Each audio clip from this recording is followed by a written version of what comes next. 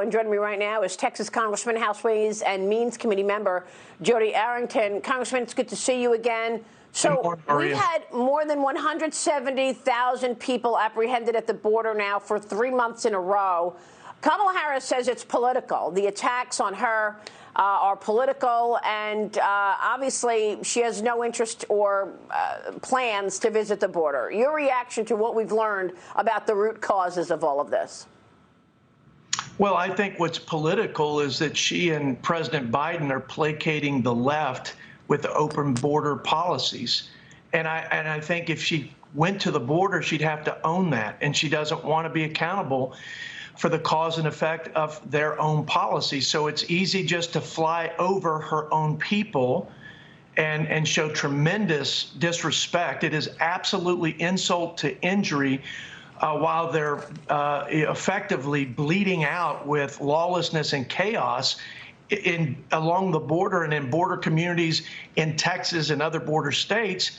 And she's paying lip service by saying, don't come to America. Meanwhile, the policies say, come one, come all. It is a free-for-all, and there's no accountability. And in fact, they are rewarding this behavior. So I think it's not a grand gesture to come to the border and prioritize your people. It's called leadership. Yeah. And Greg Abbott has shown real leadership. Unfortunately, all of this falls to the governor of Texas because all of these hundreds of thousands of people are coming in Texas. I was told when I was on the ground a couple of weeks ago that Tucson, Arizona has become a haven for gotaways. A lot of these gotaways, they get into Texas and then they travel on through the interior of the country. Some of the gotaways stay in Arizona, among other places. But now the Biden administration says it wants to sue Texas if Governor Abbott moves forward with his plan to force state shelters to stop housing these migrant children.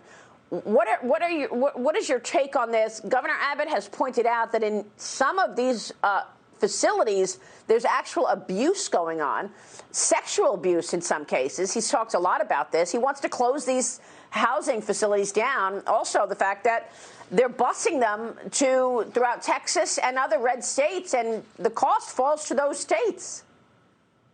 Well, the border states, and I know Texas alone spends billions of dollars every year in social services and public safety. It's crowding out the ability to meet the needs of our own citizens, and I think that's one of his arguments.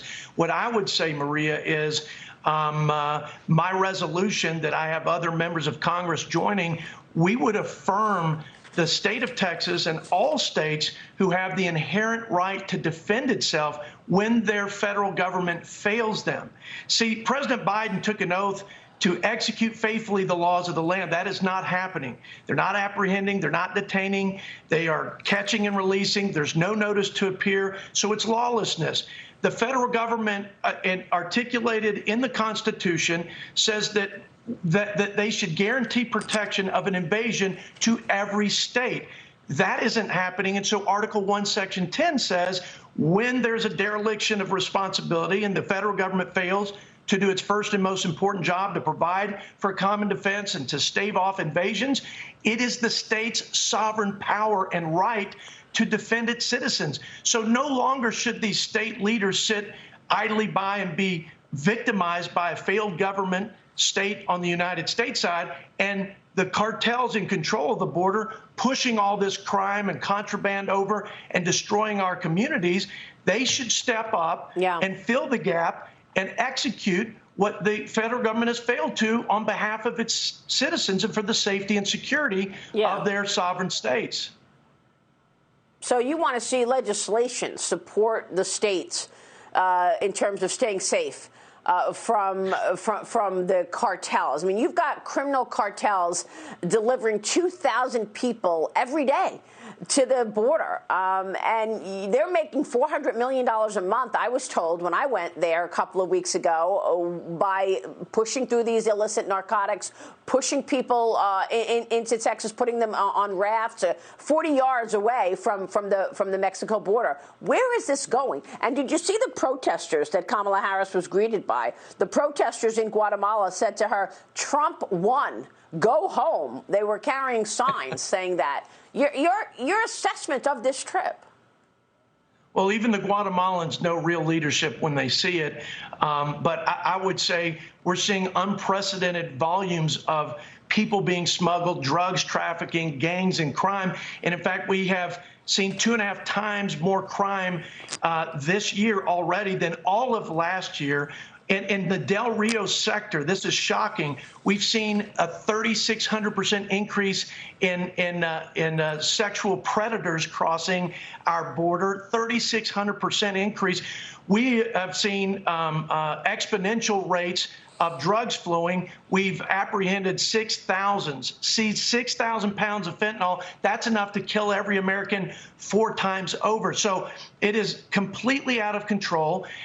We are overwhelmed in our states. And like I said, the federal government has failed to protect against this invasion. And I think it's an invasion because you have an organized narco-terrorist paramilitary organization of cartels or network of cartels pushing all of this into our country. And then you've got the federal government completing the last mile by giving a plane ticket to folks to go throughout the United States. And we don't know if they're having to work to pay off the cartels and that they're going to be part of this network that extends from Mexico into our United States. Right. So our leaders in the states and my legislation would just affirm their sovereign right to defend themselves. Congressman, it's great to have you this morning. We'll be watching where this goes. Certainly, Jodey Arrington, good to see you this morning, sir. Thank you. Thank you. Quick break.